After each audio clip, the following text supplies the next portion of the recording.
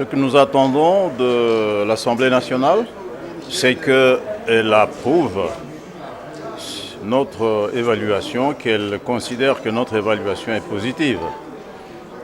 Et je crois que la façon dont nous avons conclu, dont le président a conclu la rencontre avec sa commission, nous fait croire qu'effectivement, cette rencontre a apporté la lumière nécessaire, surtout que les deux gouverneurs, qui sont les principaux acteurs de l'état de siège, étaient avec nous et qu'ils ont donné les éléments complémentaires qui manquaient pour que réellement la commission puisse comprendre ce qui se passe sur le terrain, ce qui a été réalisé, ce qui reste à réaliser et ce qu'il faut pour continuer à parachever l'œuvre de l'état de siège.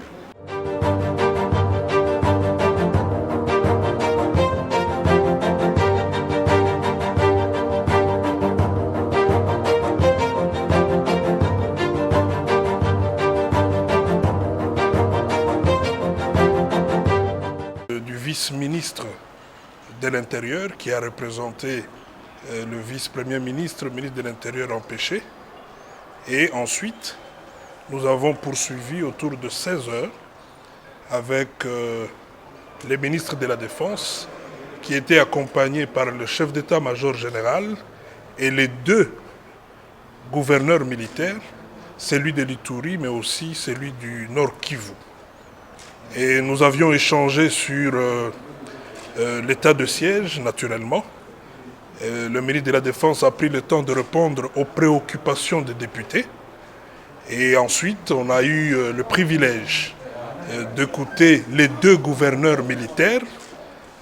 Quelques questions ont été posées et je peux vous rassurer que c'était des échanges très riches qui nous ont permis de comprendre beaucoup de choses, mais aussi je pense que ça va enrichir notre rapport à l'issue de cette démarche que nous sommes en train de faire et qui n'a qu'un seul objectif, améliorer les choses pour que l'état de siège soit réellement la solution aux problèmes de sécurité à l'est de la République.